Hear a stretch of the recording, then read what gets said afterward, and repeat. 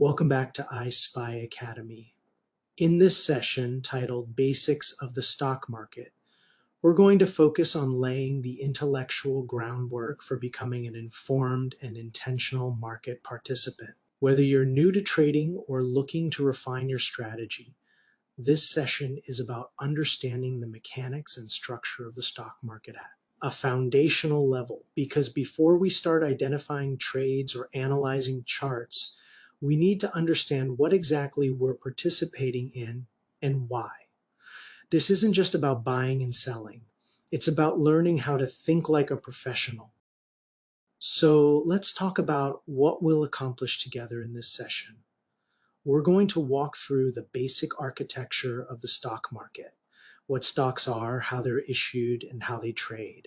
We'll distinguish between different types of stocks and stock classifications, not just for vocabulary's sake, but to help you understand which types of equities align with your financial goals and risk tolerance. We'll also explore key institutions, exchanges, indices, and IPOs, and how they shape the flow of capital. Finally, we'll begin applying this knowledge by examining real market platforms, preparing you to engage not just as a consumer of information, but as a critical thinker and decision maker in the financial space.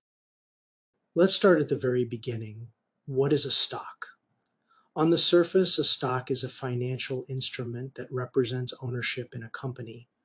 But that word ownership carries more weight than most people realize. You're not just holding a digital asset, you're becoming a shareholder, an equity partner in a business.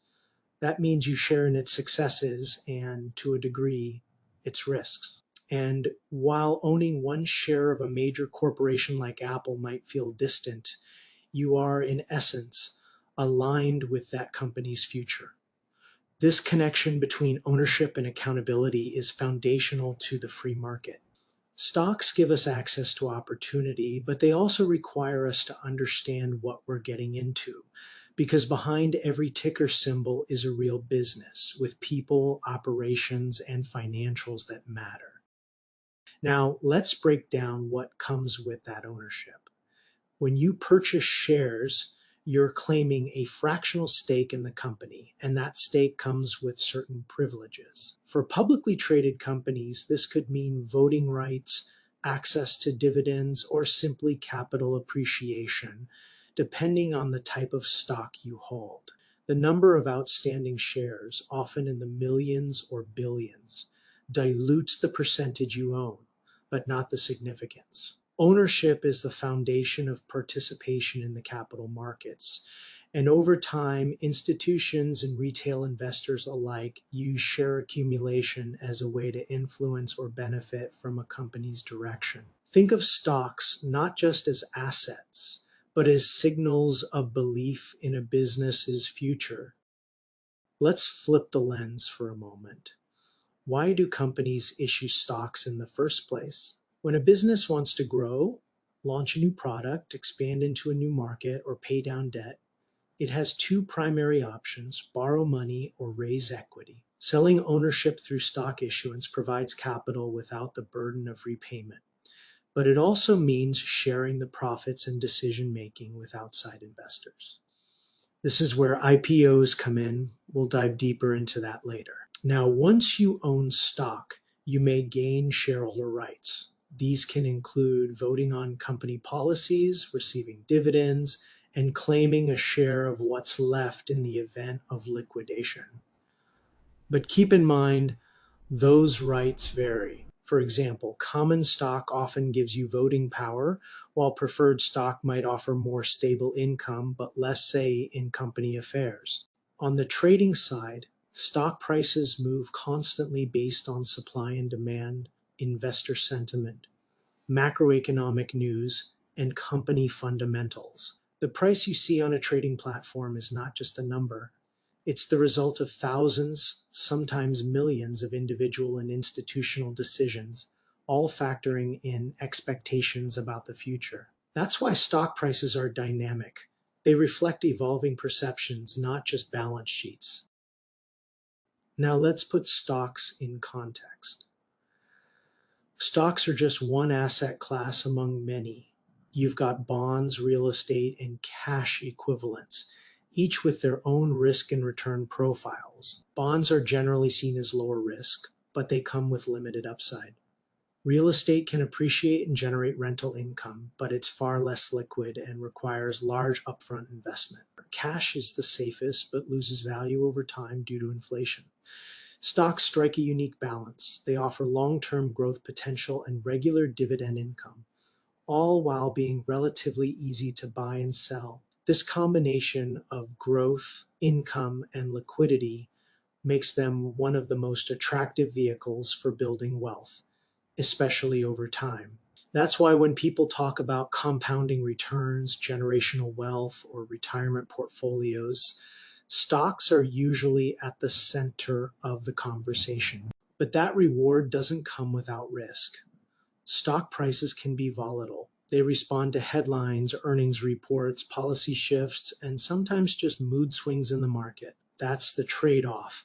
Higher potential returns, but also higher potential drawdowns. Successful investing requires understanding that balance and aligning your approach with your goals, timeline, and emotional tolerance. Let's talk a bit more about risk, because too many beginners focus on the upside without preparing for the downside. First, stock prices are inherently volatile. A company's stock might drop 5% in a day on bad earnings or climb 10% on a merger rumor. That kind of movement can feel exciting or terrifying, depending on your mindset. Then there's company-specific risk. A business can fail due to poor leadership, shrinking markets, or scandals.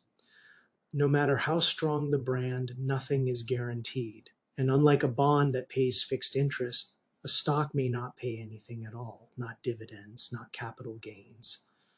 That's why diversification and proper research are critical. Risk isn't something we eliminate, it's something we manage. So when you buy a stock, what exactly are you getting? Well, there are two primary types, common stock and preferred stock. Most retail investors hold common stock. It's what you'll see on platforms like Robinhood or Fidelity. It often comes with voting rights and the potential for dividends, but those dividends aren't guaranteed. The real draw here is capital appreciation, buying low, selling high. Preferred stock, on the other hand, is more like a hybrid between a stock and a bond. It usually pays fixed dividends and has priority over common stock in the event of liquidation. But you're giving up voting rights in most cases. This makes preferred stock appealing to income-focused investors who value predictability over potential upside. Both types play a role in portfolio strategy, depending on your objectives. Not all stocks are considered equal. Let's categorize them further. Growth stocks are those of companies expanding rapidly. Think tech startups or disruptive innovators. They tend to reinvest profits into scaling, not dividends. That's where your risk and your upside live. Value stocks, by contrast, are considered underpriced based on their fundamentals. They're often mature businesses with steady cash flow and dividends. Investors in value stocks are playing the long game, betting on quality companies that the market has temporarily overlooked. Income stocks offer reliable dividends, ideal for passive income seekers. Blue chip stocks are large, well-established companies with consistent earnings and stability. Think Coca-Cola or Johnson & Johnson. Then there are speculative stocks, small caps, IPOs, or turnaround plays. These can generate life-changing returns or wipe out your capital. Understanding these categories helps you build a portfolio with intentional balance. Each plays a different role in terms of growth, stability, and risk. Another layer of stock selection is sector allocation. Companies are grouped into sectors, technology, healthcare, energy, finance, and so on, based on the nature of their business. Each sector responds differently to economic conditions. For example, tech stocks might thrive in times of innovation and low interest rates, while energy stocks can benefit from geopolitical tensions or inflationary cycles. Knowing how to allocate across sectors is key to diversification. You're not just buying companies, you're gaining exposure to the forces that shape the broader economy. If your portfolio is entirely tech and the sector corrects, you're vulnerable. A more balanced portfolio might include a mix of sectors to reduce that exposure. Sector rotation, moving capital between sectors based on macro trends, is a powerful tool used by both institutional and retail investors. As you begin to build your portfolio, it's important to recognize that stocks don't all behave the same way under different economic conditions. That brings us to cyclical and defensive stocks. Cyclical stocks are closely tied to the broader economy. When things are booming, people travel more, buy luxury goods, eat out often. Companies in those sectors thrive. But in a downturn, these are often the first to suffer. Think airlines, automakers, or high-end retailers. Defensive stocks, by contrast, are tied to essentials, utilities, healthcare, consumer staples. People still need electricity, medicine, and groceries no matter what the economy is doing. So these sectors tend to be more resilient during recessions. Then there's geographic exposure. Domestic stocks are those listed in your home country, often familiar names. But international stocks, whether directly traded abroad or accessed through instruments like ADRs, offer exposure to global growth. They also add another layer of diversification, helping you hedge against economic or political risks specific to one country. When managed well, balancing cyclical and defensive positions and blending domestic and international holdings allows your portfolio to better withstand market fluctuations. Now let's look at one of the most important metrics used to categorize and evaluate companies: market capitalization, or market cap.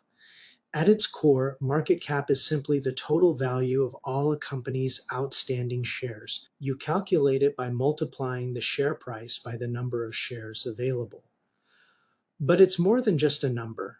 It's a snapshot of how big the market thinks the company is. A $500 million market cap says something very different than a $500 billion one. That size tells us about the company's scale, its risk profile, and even how likely it is to attract institutional money. It's also used to determine which companies are included in major indexes like the S&P 500. Understanding market cap helps you compare apples to apples when evaluating companies, and it sets the context for growth potential and volatility. Companies are typically grouped into tiers based on their market cap. Large cap firms, those valued at $10 billion or more, are usually established giants. Think Apple, Microsoft, or JP Morgan. These companies tend to be more stable, with predictable earnings and wide institutional ownership. Mid-cap companies fall between $2 billion and $10 billion. They often offer a balance of growth and stability. Maybe not household names, but with solid track records and expansion potential. Small caps, micro caps, and nano caps go further down the spectrum. These firms might be early stage innovators or niche players, and they come with higher risk and volatility. But for investors willing to dig in and take on that risk, they can also present outsized opportunities. As you build your portfolio, it's worth considering how much exposure you want at each tier, balancing safety, upside, and diversification. Market cap doesn't just describe a company, it shapes how it behaves in the market and how investors interact with it. First, there's risk and volatility. Larger companies tend to be more stable. They're less reactive to individual news stories, and their size often insulates them from short-term shocks. Smaller companies, on the other hand, can swing wildly based on rumors, earnings surprises, or shifts in investor sentiment. Then there's liquidity. A large cap stock might trade millions of shares a day. Getting in and out is easy. But with micro or nano cap stocks, Low volume can mean large bid-ask spreads or difficulty selling quickly. Institutional investors, mutual funds, pension funds, ETFs, also tend to stick to large and mid caps. They need liquidity, regulation, and accountability. So if you're trading small caps, understand that you may be operating in a space with less institutional oversight and less price stability. The point is this: market cap is more than a label. It affects everything from how you trade to how you evaluate risk, performance, and strategy. While market cap is helpful, it only gives us part of the story. Think of it as a surface level indicator. It tells us what the market thinks a company is worth today, but it doesn't account for how much debt the company has, how profitable it is, or how much cash it's sitting on. That's where other valuation metrics come in. Enterprise value, for instance, factors in debt and cash for a more complete picture of what it would cost to acquire the company. The PE ratio tells us how the price compares to earnings, how expensive or cheap a stock is based on profitability. Book value shows the difference between a company's assets and liabilities, essentially what it's worth on paper. None of these metrics should be used in isolation. Market cap sets the frame, but true valuation analysis requires layering in multiple data points. That's how professionals develop an informed perspective and avoid getting caught in hype or misleading narratives. Now, you might be wondering, why does market cap matter so much in the real world? Here's one major reason: index construction. Most of the major stock indices, like the S&P 500, NASDAQ 100, and Russell 2000, use market cap as a primary factor in determining which companies are included and how much weight they carry. That means when you invest in an index fund or an ETF that tracks one of these indices, you're indirectly placing more money into larger companies simply because of their size. For example, in the S&P 500, the top 10 companies make up nearly 30% of the entire index because of their massive market caps. That has implications for diversification and risk. Understanding how market cap drives index performance helps you make smarter decisions when building passive portfolios or analyzing broader market trends. Let's shift gears and talk about the marketplace itself. Stock exchanges. These are formal platforms where buyers and sellers come together to trade securities. Exchanges provide structure, regulation, and transparency to ensure that everyone plays by the same rules. Without them, markets would be chaotic, fragmented, and prone to manipulation. Exchanges aren't just places where trades happen. They are institutions of trust.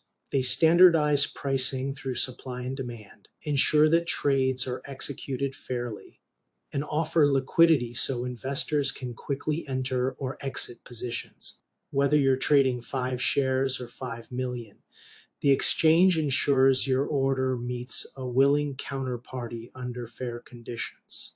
And just like companies, exchanges differ in their structure and specialization. Some are auction-based, some are fully electronic, and others operate under hybrid models that combine both.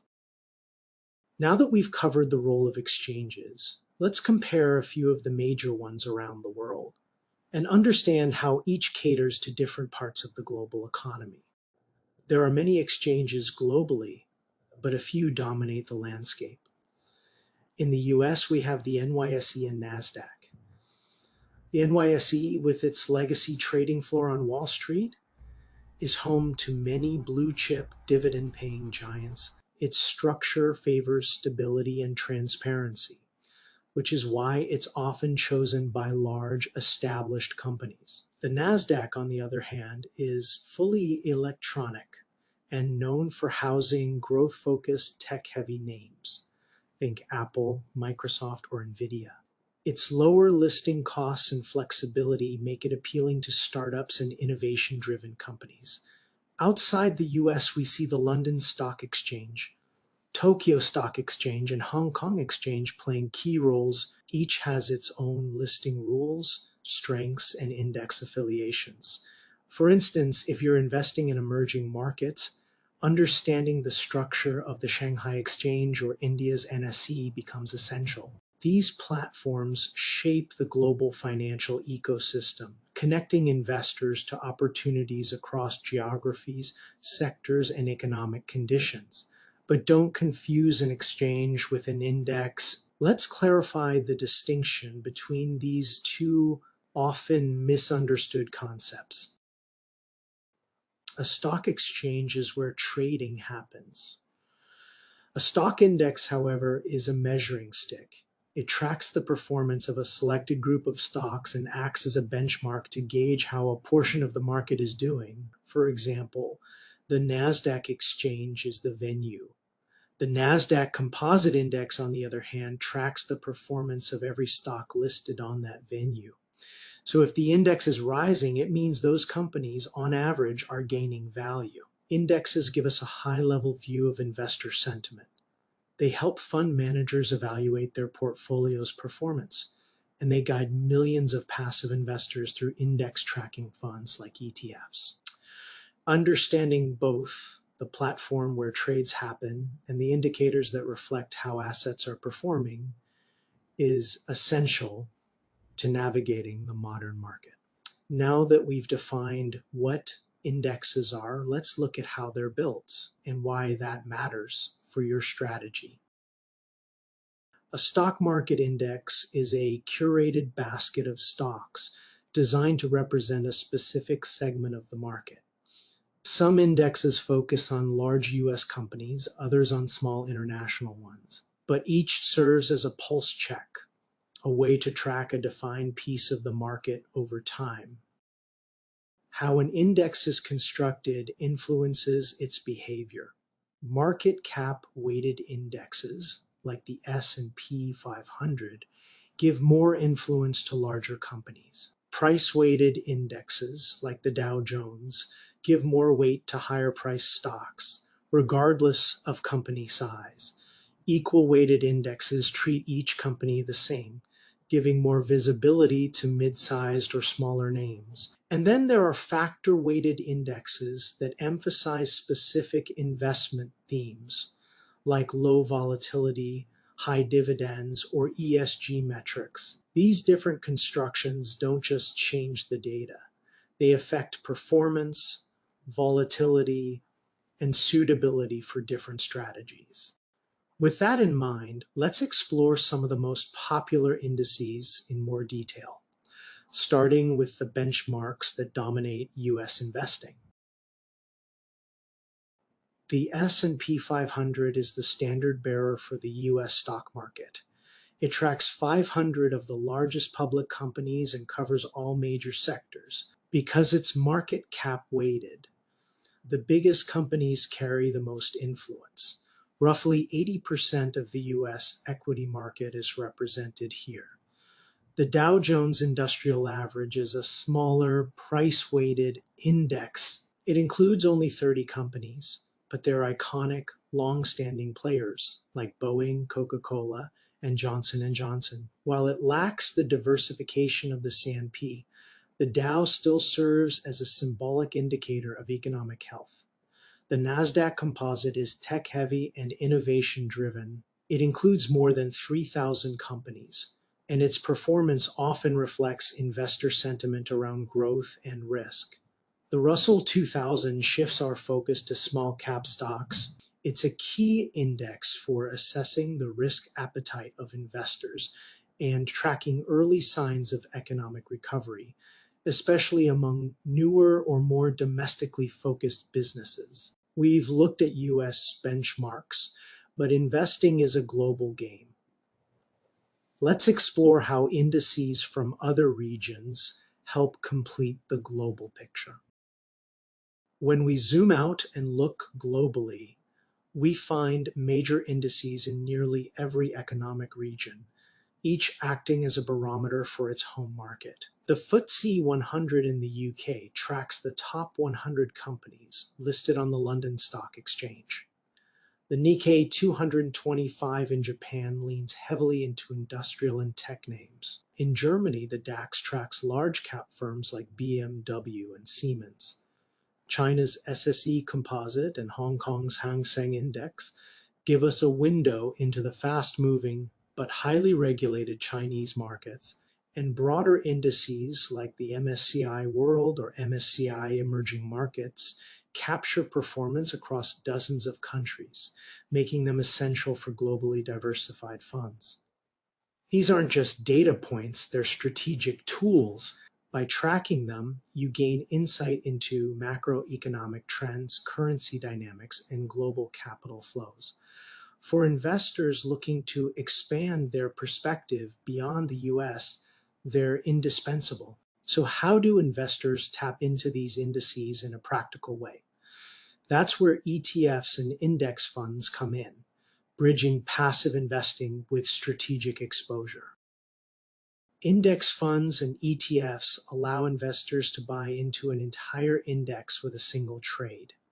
Instead of picking individual stocks, you're buying a diversified slice of the market, whether that's the S&P 500 via SPY, the NASDAQ via QQ, or small caps via IWM. These tools have revolutionized investing, offering low-cost, efficient access to broad market exposure. Then there are sector-specific ETFs. Want to focus on technology? XLK has you covered. Prefer financials or energy? There's XLF and XLE. These instruments let you tilt your portfolio towards sectors you believe in, while still maintaining diversification. And finally, there's Smart Beta. These are custom indices weighted by factors like dividends, volatility, or ESG scores. They sit somewhere between passive and active investing, offering tailored exposure without individual stock picking. Whether you're managing a retirement account or an active trading portfolio, understanding these tools expands your ability to participate in markets with precision. But before a stock ever enters an index or ETF, it has to go public. Let's explore how that process works and what to watch for when companies IPO. An IPO, or initial public offering, is a company's debut on the public stage. It's the moment a private business opens itself up to public ownership, offering shares to institutional and retail investors through a stock exchange. The reasons for going public vary: raising capital to fuel growth, giving early investors liquidity, increasing brand visibility, or using stock as currency for future deals. But going public also brings scrutiny. A company now answers to shareholders, analysts, and regulators. For investors, IPOs can offer exciting opportunities, but also high volatility. The hype can be overwhelming, and valuation can become detached from fundamentals. That's why a well-informed approach is critical. So how does a company actually go public? Let's walk through the step-by-step process behind every IPO you've ever heard about. The IPO journey begins with an investment bank, Goldman Sachs, Morgan Stanley, JP Morgan, acting as the underwriter. They help set the initial price, prepare financial disclosures, and drum up interest through a roadshow to institutional investors. The company then files a Form S-1 with the SEC, detailing everything from its financials and risk factors to its business model. After that comes pricing. Based on investor demand and internal projections, the bank sets a share price, usually the night before the IPO. On listing day, the stock officially begins trading under its new ticker symbol. From that moment, the market takes over. Supply, demand, and sentiment dictate where the price goes. It's a high-stakes moment, often marked by celebration, but also by unpredictability. With that process in mind, let's talk about what an IPO means for both the company and the investor, and the risks and rewards that come with that first day of trading. For companies, the benefits are clear: a major capital infusion, increased visibility, and access to broader financial markets. A successful IPO can transform a business, opening doors to new opportunities. But it's not without costs. Public companies face constant scrutiny. They have to meet earnings expectations, comply with regulations, and manage shareholder pressure. Founders may lose some control, and management must now balance long-term vision with short-term performance. Investors face their own set of challenges. IPOs are notoriously volatile, especially in the early months. Lockup periods can delay insider selling, and overvaluation can lead to steep corrections. That's why some traders chase IPOs, while others take a wait-and-see approach. The key takeaway: IPOs are not lottery tickets. They're complex events with real risks and real opportunities, worth analyzing with the same rigor you'd apply to any long-term investment. Before we wrap up this topic, let's define a few essential IPO terms that can help you navigate these waters more confidently. Let's lock in a few key terms that show up frequently when analyzing IPOs. First, the underwriter. This is the investment bank organizing the IPO, managing everything from regulatory paperwork to pricing strategy. The prospectus is the document you'll find inside the SEC's Form S-1. It lays out the company's financials, its risk disclosures, and its intended use of proceeds, essential reading for anyone considering an early investment. The lockup period refers to the time frame during which insiders, like founders, executives, or venture capitalists, are restricted from selling their shares. This is usually 90 to 180 days and is designed to prevent a flood of supply from crashing the stock right after the IPO. The float is the number of shares available to public investors after insiders hold back their stake. A low float often leads to more volatility. And oversubscribed simply means demand for the IPO exceeds the number of shares available. That might sound bullish, but it can lead to pricing the stock too high, setting up for a post-IPO dip. Knowing these terms helps you cut through the hype and assess IPOs with clarity. Now that we've explored how stocks enter the market, let's look at what happens once they're publicly traded and how you can participate in that daily activity. Trading a stock is more than just clicking buy. It's the process of placing an order through a broker, which then routes that order to an exchange, like the NYSE or NASDAQ, where it's matched with a seller or buyer on the other side. Prices move in real time based on supply and demand. Sometimes thousands of trades are processed every second, and those prices shift with every bit of breaking news, economic data, or investor sentiment. To trade effectively, you need to understand how that infrastructure works, how orders are prioritized, and what tools are available to control your risk and execution. So where does this trading activity happen, and what platforms or participants are involved? Let's take a closer look. Trades happen in two main arenas: formal stock exchanges and electronic trading platforms.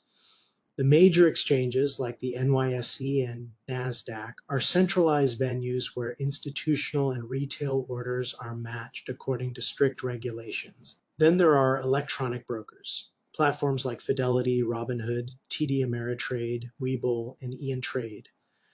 These serve as your access point to the exchanges, letting you place trades, track prices, and analyze positions.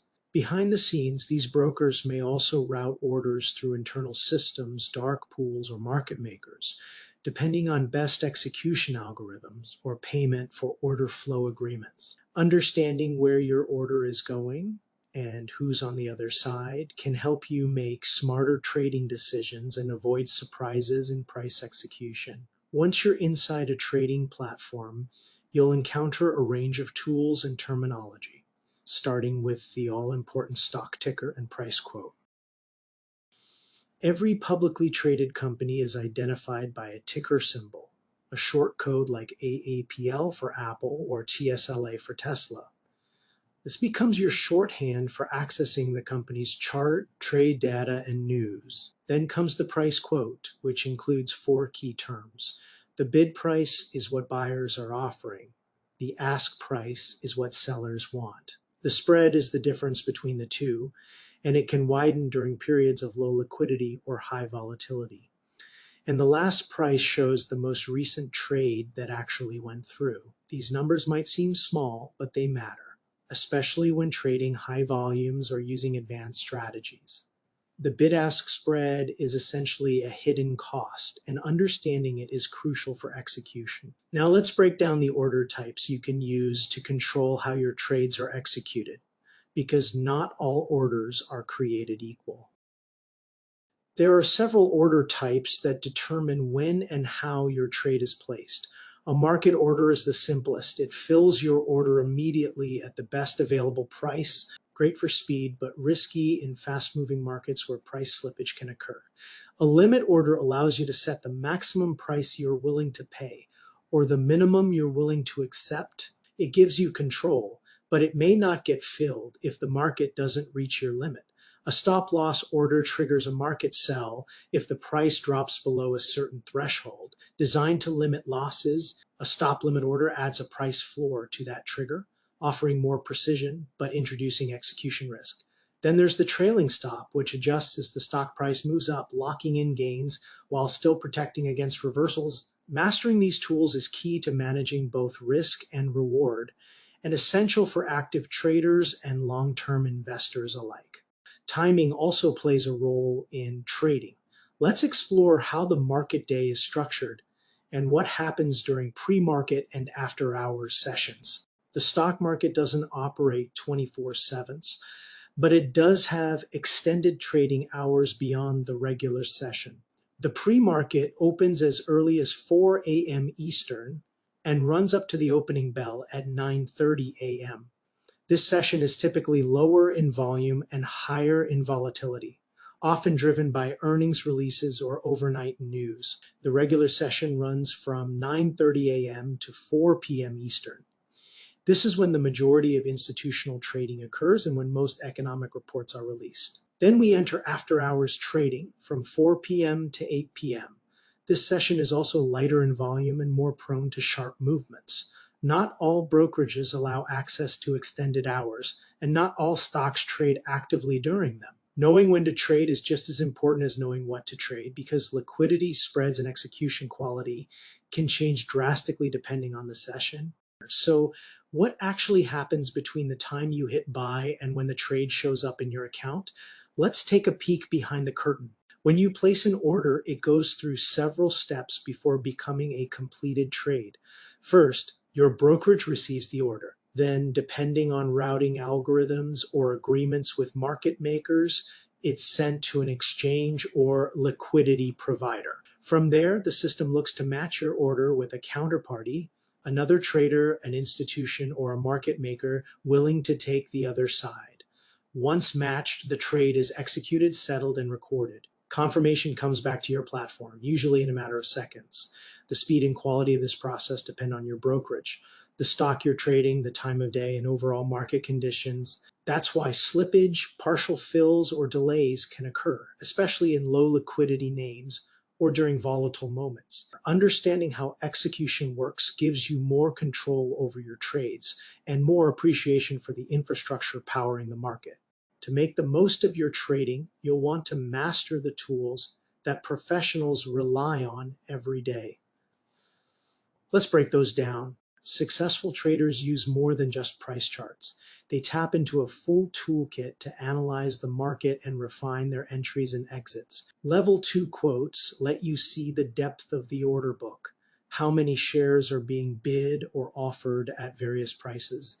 This gives insight into liquidity and possible short-term moves. Candlestick charts visualize price action over different time frames, capturing not just where the price closed, but how it moved throughout the session. Volume indicators show how many shares are being traded, signaling conviction or weakness behind price moves. And then you have technical indicators like RSI, MACD, and VWAP, each offering clues about momentum, trend strength, or overbought, oversold conditions. Mastering these tools doesn't mean using all of them at once.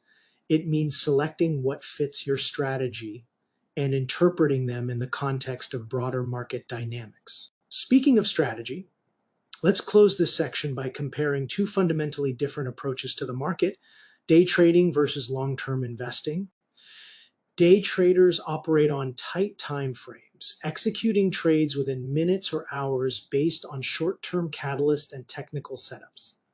Their goal is to capture intraday volatility and stack small wins. Long-term investors, on the other hand, take a macro view. They prioritize fundamentals, long-term growth trends, and compound returns. Their trades might be months or years apart. One strategy isn't better than the other. They require different mindsets, risk tolerance, tools, and time commitments. What matters is clarity, knowing your time horizon, your goals, and how much emotional bandwidth you have to handle price swings. Whether you're scalping momentum in the morning session or holding blue chip stocks for decades, consistency and discipline are your edge. That brings us to our final segment, something we call Beyond the Charts. Because trading isn't just numbers, it's also mindset, psychology, and purpose. In this final section, we take a step back from technical terms and look inward. These readings are designed to stretch your thinking and help you reflect on how you approach markets, not just tactically, but philosophically. We begin with Adam Smith, whose reflections on self-interest and labor division lay the foundation for capitalism. His work reminds us that markets are made of people, not just prices. Our discussion prompt: if markets arise from self-interest, how do we ensure fairness and stability within them? Next is Marcus Aurelius and Stoic philosophy, emphasizing emotional discipline, rational thinking, and internal control. In trading, managing your reactions is often more important than managing your positions.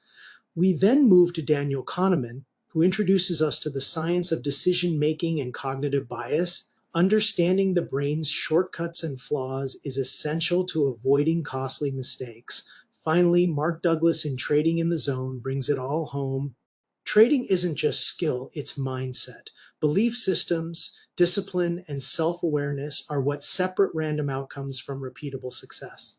Although these readings are optional, they're foundational because when you understand how you think, you'll start to understand how the market moves. That wraps up session 2 of iSpy Academy. You now have a stronger grasp of how the stock market operates, from equity types and exchanges to valuation metrics, trading strategies, and the behavioral mindset needed to succeed. The more fluent you become in these fundamentals, the better equipped you'll be to find your edge in the markets. In our next session, we'll move into key financial instruments, introducing bonds, options, ETFs, and other tools that expand your portfolio beyond traditional stocks. If you have any questions from today's lesson, feel free to submit them through the QR code now displayed on your screen. We'll be collecting your feedback and addressing key questions in future videos and inside the community. If this session brought you value, make sure to like, comment, and subscribe so you don't miss what's coming next. You can also find links to our Discord group, social media, and additional resources in the video description below. Thanks for learning with us. And remember, building your financial edge is a journey. Stay consistent, stay curious, and we'll see you in the next session.